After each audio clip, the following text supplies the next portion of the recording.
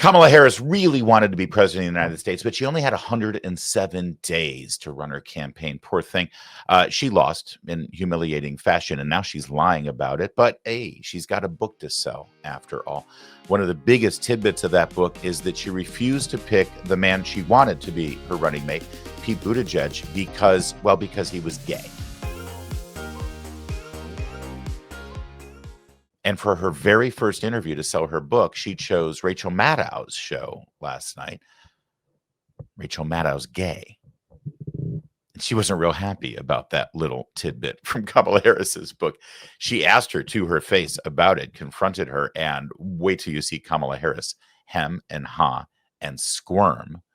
We'll show you that in a quick second. But first, let's get it started with this Rachel Maddow interview with this jewel from Kamala Harris. We had a president of the United States running for re-election, 3.5 months from the election, decides not to run. The sitting vice president enters the race against a former president of the United States who's been running for 10 years with 107 days to go. And it ended up being the closest presidential election in the 21st century. Okay. Couple things here. First of all, if you're like me, you are sick and tired of this bullshit excuse from her. I only had 107 days after all. All right. So number one, you knew that. And you elbowed everybody else out of the way so you could take this nomination. You were handed a treasure chest of about $1 billion that Joe Biden had raised, not for you, but for himself. You forced everyone out of the race. You forced Biden to endorse you the day of his announcement. You pushed back on anybody like Nancy Pelosi or Gavin Newsom or Barack Obama, who said, maybe we should just take a breath and maybe have a process that we can put together. Oh, no. You set the whole freaking thing on fire so you could take this nomination without any discussion. You took it by acclamation. Nobody in the last 100 years has been nominated president with such ease without having to lift a finger. And by the way, having that $1 billion war chest handed over to her. What would you rather? Have 100 days to run for president and not worry about primaries or caucuses or raising money? Or would you rather go through the arduous process of running for 2 years and having 15 people that you're running against? Give me a break. She had the red carpet rolled out for her, and she had the tiara put on her head. She didn't have to do a damn thing to run for president. Number one. Number two, well, I was running against a former president who'd really been running for 10 years. And, you left something out there, honey. You and your boss man, Joe Biden, and your whole party and your Justice Department convicted him of bogus felonies just so you could run around saying, he's a convicted felon. He's a convicted felon. You had special investigations after him by special prosecutors and the full weight of the Justice Department, plus the DA's office in New York, plus the DA's office in Atlanta. You impeached him twice. You tried to keep him off the ballot in multiple states. You fought that all the way to the Supreme Court to try to keep him off the ballot so the American people couldn't even have the chance to vote for him. And oh, by the way, you drummed up so many lies and so much hatred that you motivated 2 different people to try to put a bullet in his head.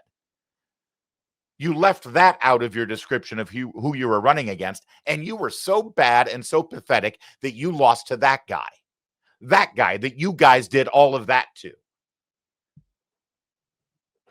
But there's one other thing that really bothers me. What was that last thing she said at the very end? I mean, we were facing all of those headwinds, and yet still. And it ended up being the closest presidential election in the 21st century. Wow, that doesn't sound right. I've been around for every presidential election of the 21st century. I've been a sentient being and an adult who has been engaged in politics for every single presidential election of the 21st century. And I'm challenging that. In fact, I'm going to challenge it right now. We're going to use Gronk for it. Gronk, what was the closest presidential election of the 21st century? Did I do a typo? No, that's a miracle. The U.S. Closest presidential election. Oh, of course. Bush versus Gore in 2000. I mean, that came down to like, what, 200 votes or something in Florida, right? In the Electoral College. And of course, and Gore even won the popular vote. Oh, but wait a minute. Sorry, Grok. See, sometimes Grok is wrong. You got to check on Grok. See, technically, that election happened in November of 2000. And I know this is pedantic and I hate to be that guy. But technically, the year 2000 was the last year of the 20th century. That's true. Look it up. Technically speaking, the 21st century did not begin until January 1st, 2001. All right. So maybe she has a point. Hang on. What was the second closest? Whoops. Oh, Grok has been doing this a lot lately. Second closest, here we go, was, Joe Biden and Donald Trump 2020. Huh. All right, hang on. What was the third closest? We're going to get there. Oh, come on, Grok. Third closest, here we go. Determine the third closest.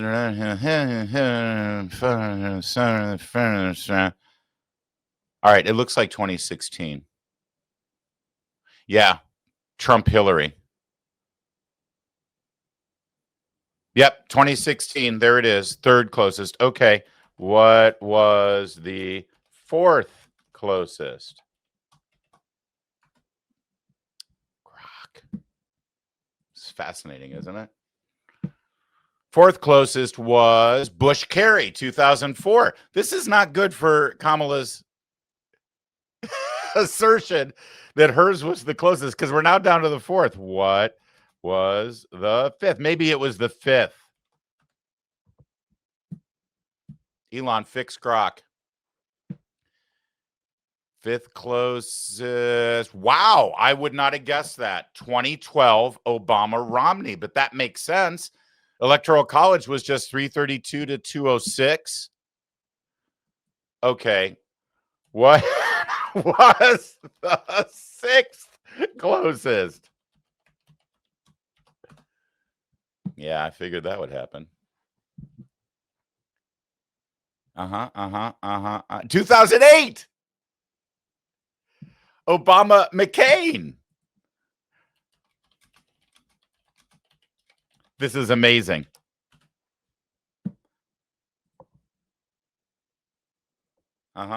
Seventh closest.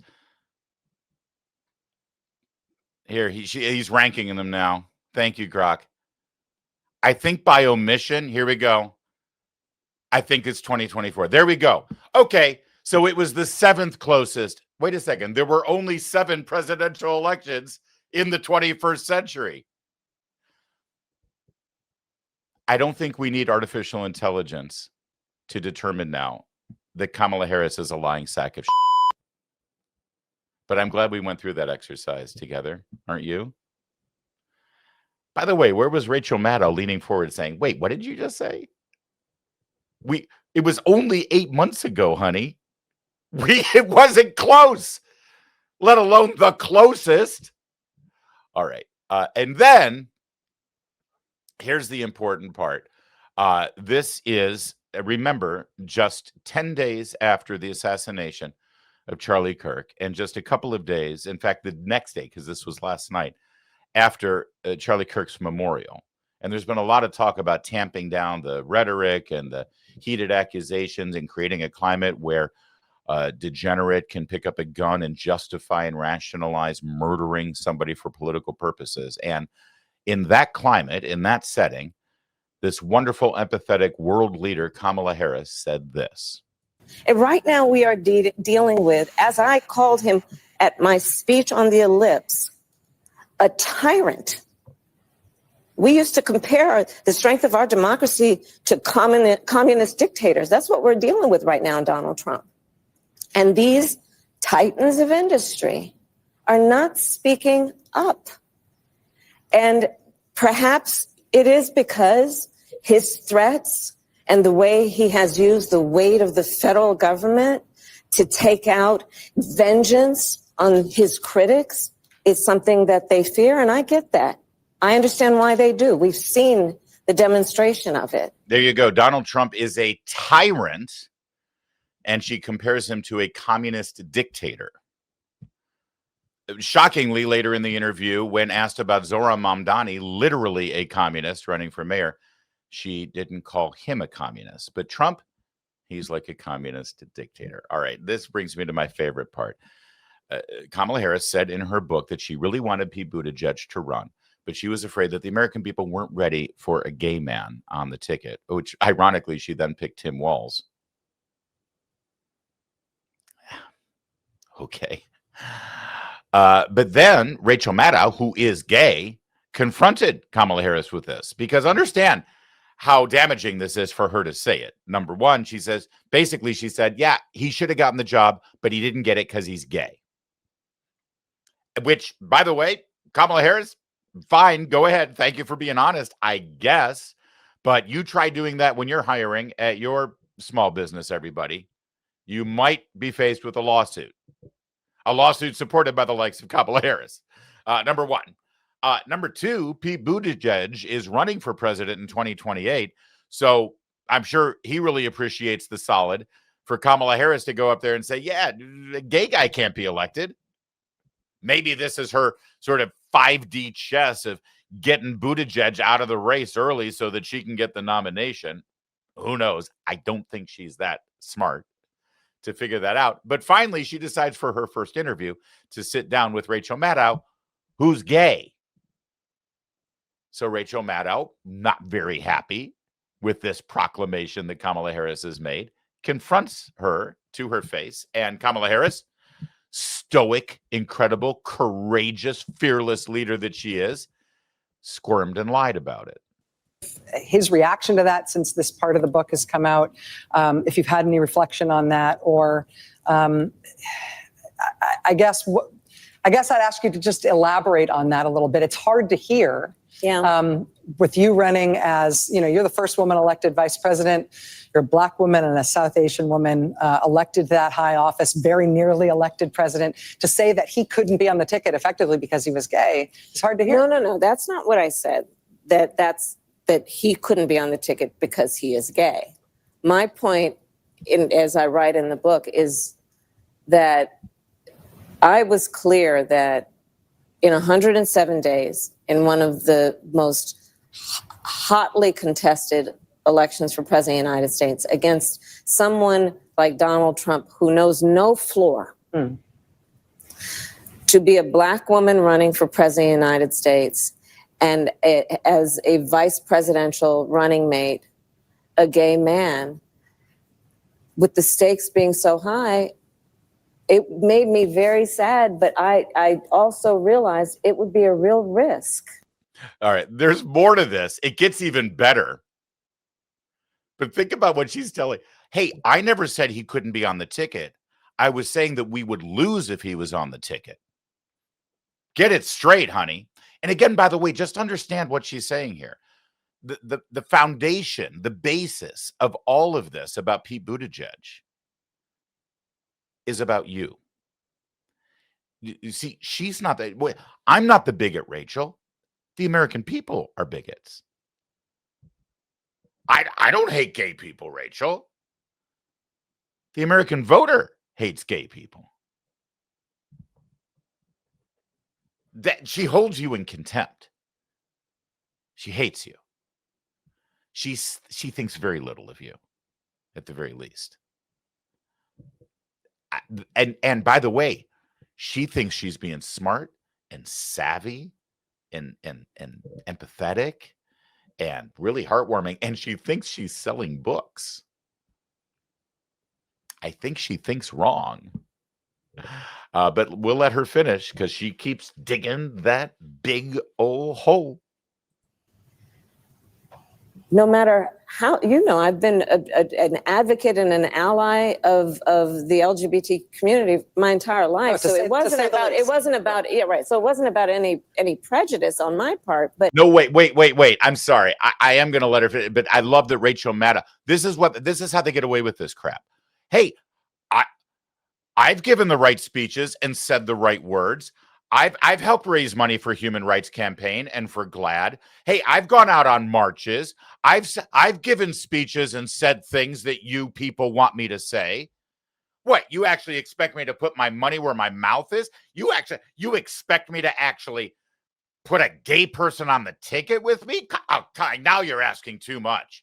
See, she thinks she deserves credit for like checking boxes and just, all the performative crap that a politician does. Oh, I've been an ally. No, I'm sorry. You're not an ally until the chips are down and you actually step up and do something. One of Donald Trump's closest advisors and allies, the first gay man to serve in a cabinet, was Richard Grenell, who continues to be one of the most powerful people in Washington, D.C., and he's openly gay. Don't tell me the American people can't handle it. And don't tell me what an ally you are, ma'am. It is a remarkable thing to witness here as this goes on. And Rachel Maddow should be ashamed of herself for playing along with this. That we had such a short period of time. And the stakes were so high. I think Pete is a phenomenal public servant.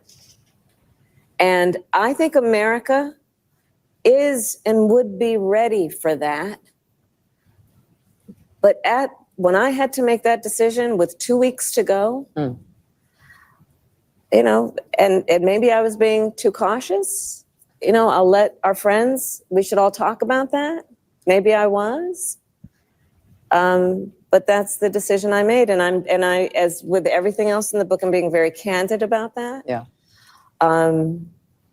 With a great deal of sadness about also the fact that it might have been a risk.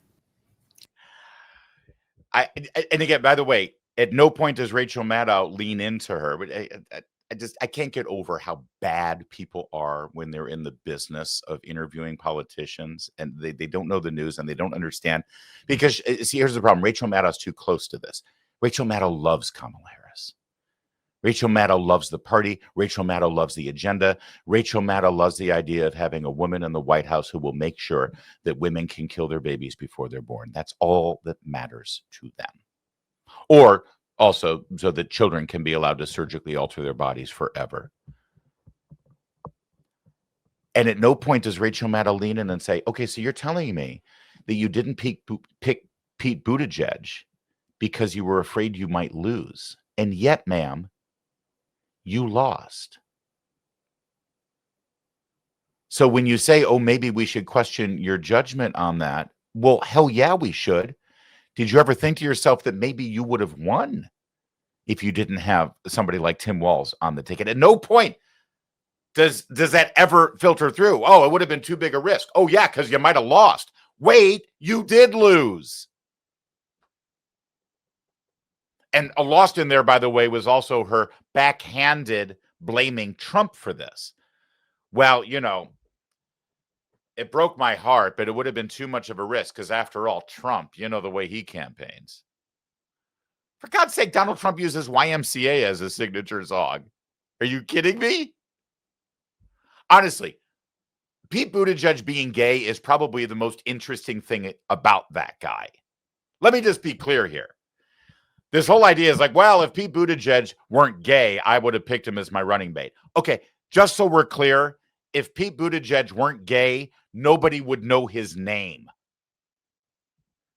If Pete Buttigieg weren't gay, he would have never run for president or been taken seriously as a presidential candidate in the first place back in 2020 when he emerged amongst the pack as the mayor of the fourth largest city in Indiana. He would have never been the Secretary of Transportation with zero experience in the field if he weren't. So don't give me this whole, if he weren't gay, he would have been my running mate. Because if he weren't gay, he would have never even been on the medium list, let alone the short list. These hypocrites, these absolute hateful hypocrites. All right, a little bit more from this amazing, stunning interview last night.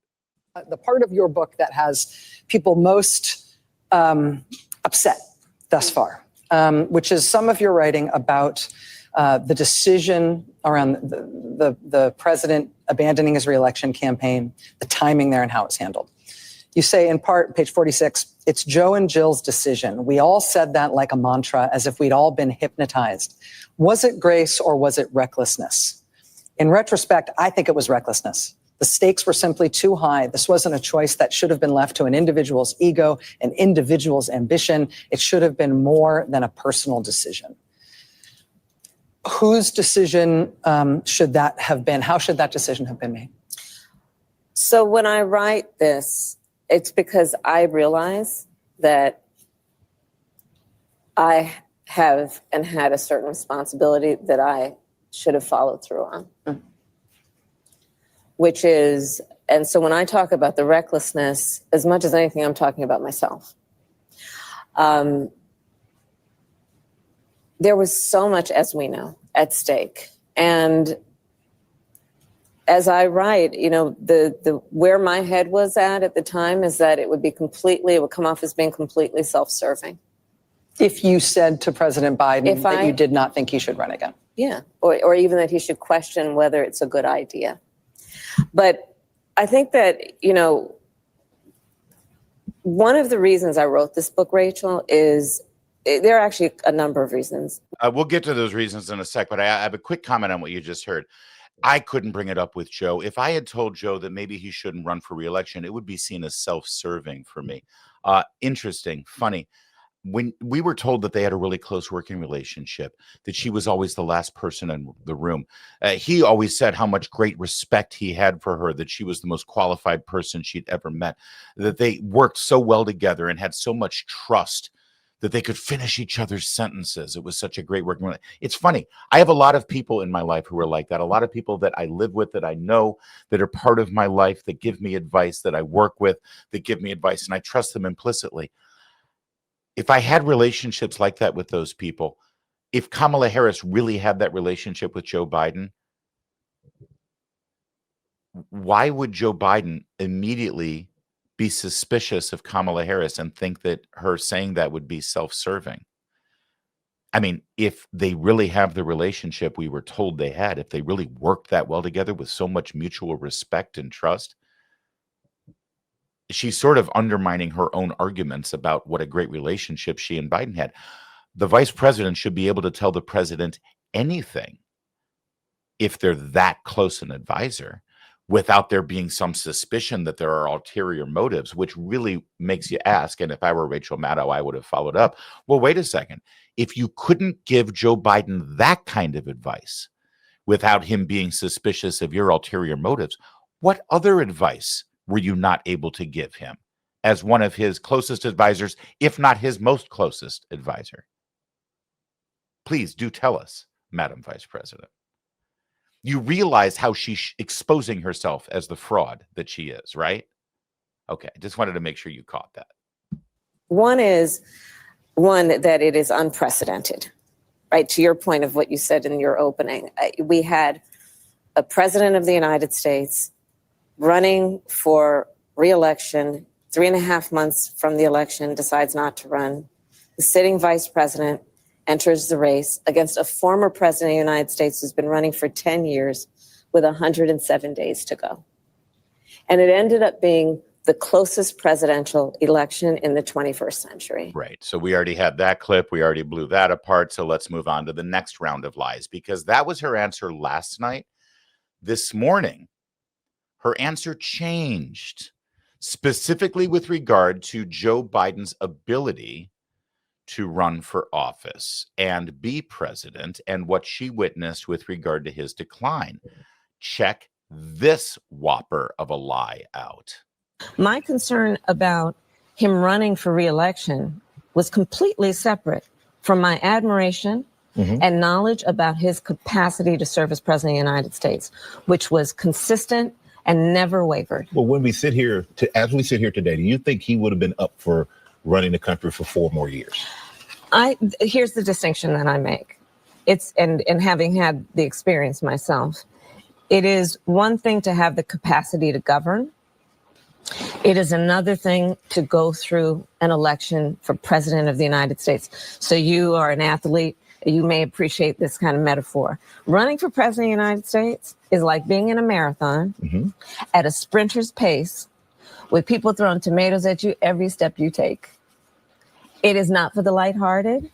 It takes an incredible amount of endurance and stamina. And can you imagine doing it while you are also carrying literally the weight of the world as being president of the United States? So the distinction I make is about capacity to be president and what that election would require and that campaign, especially running against Donald Trump. Okay, so let me just be clear as to what she just said, because that was kind of word salady, but I picked it up. It's harder to run for president than it is to be president.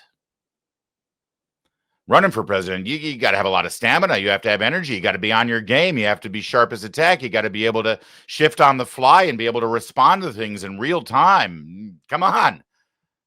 Being president, please. Hey, you're pretty much on autopilot. You can use the auto pen. You can just show up. They'll put everything on note cards in front of you. You never get challenged. The media never asks you questions. You can decide not to have any press conferences or even put yourself in a position where you have to answer any questions. Being president is a cakewalk. Running for president, now that's tough. I mean, I would think that the interviewer on ABC News might want to challenge that notion and press her on it. But of course, the terms of the conditions under which ABC News got this really important interview was that only the former football player could ask questions. The guy who spent his formative years getting hit in the head. These things don't happen by accident. Kamala Harris has also started to do the podcast circuit to sell her book. She's just that desperate.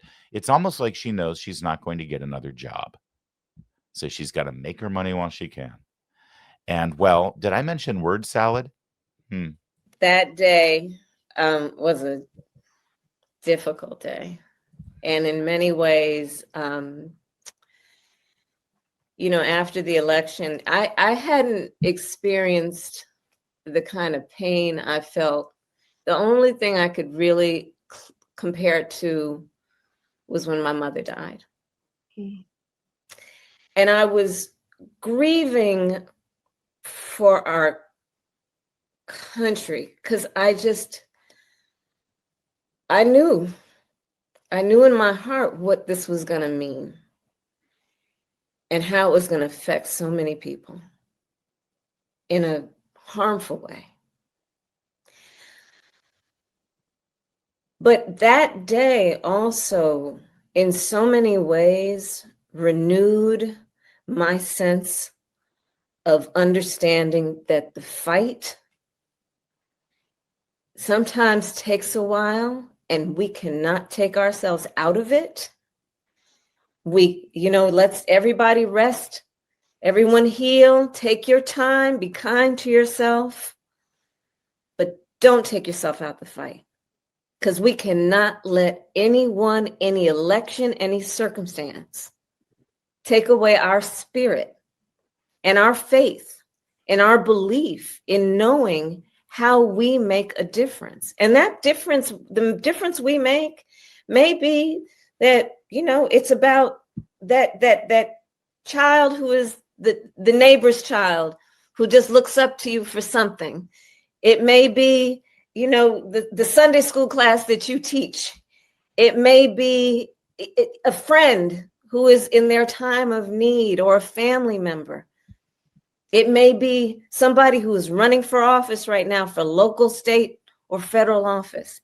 But do not let us not take ourselves out of the fight, because we are in it for righteous reasons. That, my friends, is the word salad that we all knew and loved during the campaign. And honestly, part of me kind of missed. Two quick observations. The first, we've all used Zoom before, right? I think we're all pretty familiar with it. When you connect to a Zoom call, such as this, that got then recorded for a podcast, when you enter the room, you have to type in your name, right? And that's what shows up underneath your video screen. So she purposely decided to identify herself as VP Harris. You notice that? It's kind of weird, right? Wouldn't you put Kamala Harris or Kamala? I just find that fascinating that when entering a Zoom chat for a podcast to sell your book, it's so precious to her to have that title in there. Don't you know who I am? I don't think you'll be hearing VP Harris ever sort of throwing in a tagline and saying, but you can call me Kamala. No. You will refer to me as Madam Vice President. Thank you very much.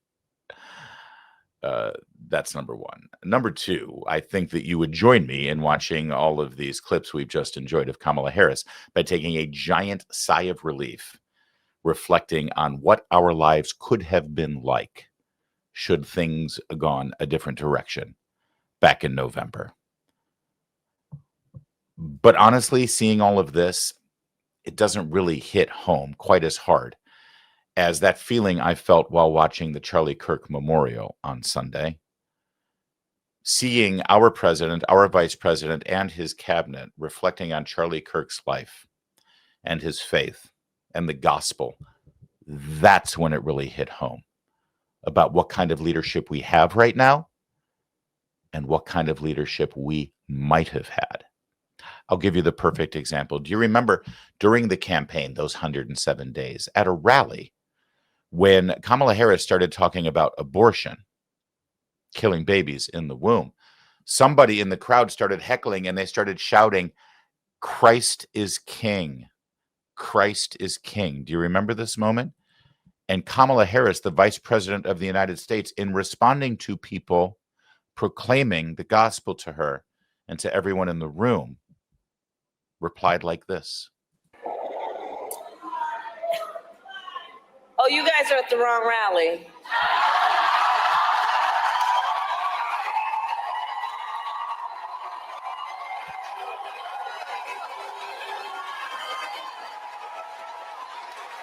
No, I think you meant to go to the smaller one down the street.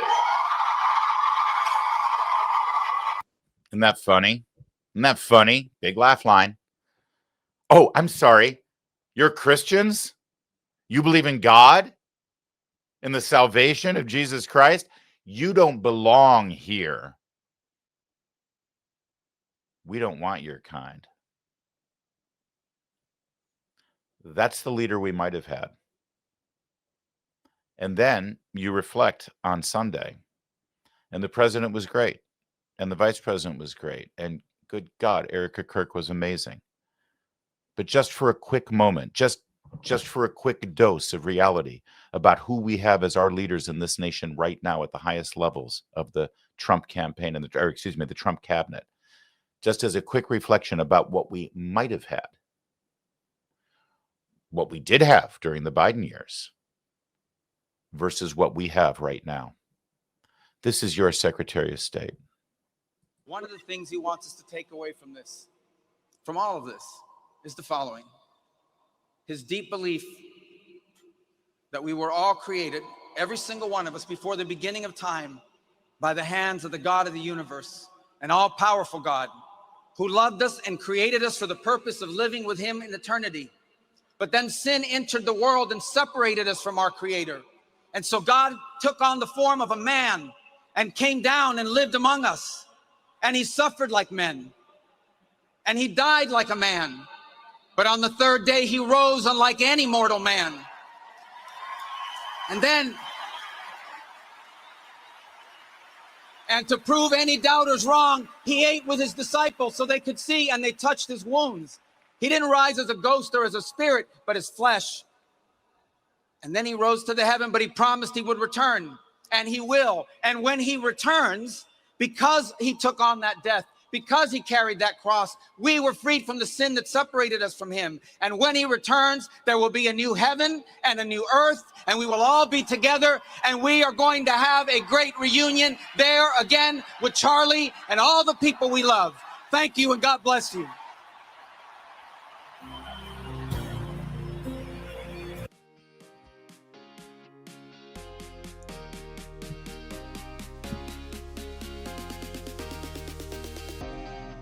Amen.